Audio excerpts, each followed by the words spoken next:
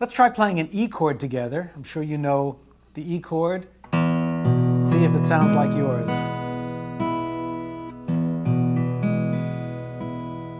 If it is, we can get started. Now, what is a bar chord and why do we need to know them?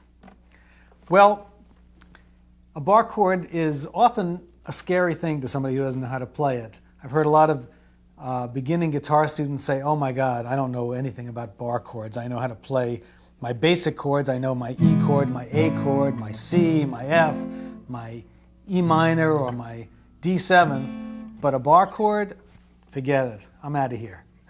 Well, it is a little hard at first, but it's well worth it because a bar chord enables you to play in just about any key that you can think of.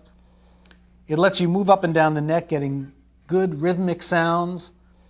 You can play chords that you know in different positions on the neck, and it gives you a really good sense of what's on the fingerboard, something that you will need to know when you go on to a lot more advanced playing. Now, what is a bar chord, and what do we have to do to get one? Well, let's take a look at an E chord.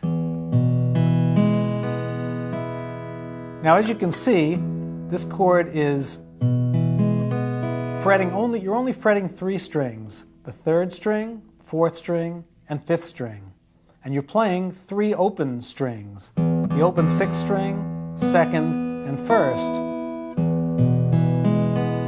If you tried to move this chord up the neck, like this, well, those 3 strings that you're fretting are going to move up fine. They move up a half step for each fret that you go up. But as soon as you go back to your open strings, of course, they're not moving along with it. So what we have to do when we move that chord up is compensate by moving those open strings up too. And the only way we can do that is by switching the fingers around, play that E chord with these fingers, and use your first finger to fret across all 6 strings and move those open strings up just as a capo would do, so that you can move your chord up the neck. Now, the main chords that we use to bar are the E chord, which is the one we've just been doing, and all the chords that go along with the E chord, like the E minor, the E7th, and the A chord. And the chords that go along with the A, like the A minor or A7th. All pretty basic chords that you know. Now, if we took that E chord, let's go back to that. Let's just practice putting that first finger across all 6 strings. Now, that's the key to this. And when you're playing down on the 1st fret here, because of the resistance of the nut, this is a tough place. It's hard to press the strings down there. It takes a little more practice. So let's move your bar finger up to, let's say, the 5th fret. And you can either count up from the first, 1, 2, 3, 4, 5, or sometimes there are position markers or dots. This guitar has fancy inlay work, but sometimes there are dots up on the top of the fingerboard. See that marking your positions? And usually the 2nd dot is the 5th fret. So let's go up to that 5th fret, bar across, and if you notice, I'm keeping my finger very straight, and I'm dropping my wrist down so that it's rounded along here. My thumb is down low on the back of the neck, giving me a lot of support. And this is very important. You don't want to be scrunched up like this and try to make a bar chord because it's not going to work. Your wrist has to be down and making almost a straight line from your hand to your finger, coming all the way up. And you see my finger is actually above the 6th string. Now that does take some practice. You want to give it as much support from behind as possible so you can get all 6 strings ringing. You don't want to hear any of this, right, buzzing or muffled notes. Now, with your other fingers, you're going to form an E chord. You see how these 3 fingers form just as if you were playing an E chord with your normal 1st, 2nd, and 3rd finger. Now you're playing with your 2nd, third, and fourth finger. And every note ringing nice and clean. Now take your hand off, kind of shake it around a little bit, and try getting it back on again. The bar first, and then your other three fingers. Try it again. Take it off, put it back on again. Now, right from the start, this takes some practice. You've got to get your hand position right. You have to get it so that you're pressing down, giving it a lot of support behind the neck, and making sure that none of your strings are muffled. And you want to get this position into your muscle memory. It's a term I learned recently from a tape that Steve Kaufman did for us on rhythm playing for bluegrass players. Muscle memory gets your hand position so natural and so automatic that you don't even have to think about it. You can take it off and put it back, and take it off and put it back, and each time you get a nice clean sound. Now up here on the 5th fret, where we've just been playing this E position with a bar is an A chord. How do we know this? Well, every time you move up on your strings, your note is being raised by a half step. So if this is your E chord, moving in a half step makes that an F chord. Here's an F sharp. Here's a G, G sharp, A sharp, B, C, C sharp, D, and for most of you that's about as far as you're going to be able to get, because I have this nice cutaway here. It allows me to go up much higher on the neck, but most guitars the body gets in your way by the time you get up to about this far. Now, this note that we're talking about is called the root of the chord.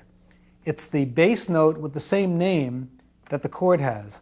So once again, if you're looking at your normal E chord, this 6th string right here is your E note. It's got the same note as the chord, same name as the chord, E. So in this E position, the root of the chord is on the 6th string. So you always know if you go up 3 frets, you're going to go E, F, F sharp, G, and there's a G chord. If you go up 2 more, G sharp, A, there's an A chord. A sharp, B, and so forth. Now, one of the things that I'd like you to do is memorize the positions on the neck, where the different notes are on the bass E string. This is very important because it means you can find your chords in that E position bar immediately. Now, it's kind of a mistake to try to memorize every one and say the 1st fret is F, the 2nd fret's F sharp, the 3rd fret is G, and so forth. I find that all you have to do is memorize 2 or 3 positions and you've got the rest. For instance, if you remember that the 5th fret is A on the 6th string, then you'll know automatically that if you drop down 2 frets from A, you've got a G. If you go up 2 frets from A, you've got a B. The 8th fret is a C. I find that if I memorize where the C is and where the A is, all the others come naturally. Because I know that if I play the E position bar on the 5th fret, it's an A. On the 8th fret, it's a C. So if I know that this is C, then I know if I drop down 1 fret, it's going to be a B. Remember that there's no B sharp and there's no C flat. That's very important to remember. And there's no E flat. There's no E sharp and F flat. That's also very important to remember. It goes right from B to C. So if you know that your E position bar chord at the 8th fret is a C, then you know that 2 frets down is going to be a B flat, because you go C, B, B flat. And you can also go the other way. You know that if the 5th fret is an A, then coming up 1 is going to be, you can call it A sharp or B flat. It's the same thing. If you know the 5th fret is an A, then you go down 2 frets to a G. And of course the 1st fret is going to be an F. Let's look at it another way. Once again, look at that E chord. Now let's look at your F chord, which I'm sure you know. That's just a 4-string chord. And by the way, this chord, if you just play the 4 top strings, is movable in the same way. The 3rd fret is a G, the 5th fret is an A, the 8th fret is a C. In fact, this position, let's go back down to the 1st fret, this F chord position is really the same as an E position. Let's say you play it using your alternate bass there on the 5th string with your 3rd finger, put your little finger down, and now you've got a 5-string chord, and look, these notes look just like an E, 1 fret up. Then if you want to get this low bass in, well, if you take this little bar that you're playing over the first 2 strings, move it all the way up just to cover that 6th string, there's your bar chord. So you can see that an F chord is really just a small version of your barred F chord. So at the 5th fret, your little F position A chord is just like your barred E moved up, and this is your root right here at the 6th string. Okay, now by this time your hand is probably getting tired and you've got to sort of shake it out and relax for a while. You're going to feel sore in your hand and probably in your forearm for a while. It takes a little practice.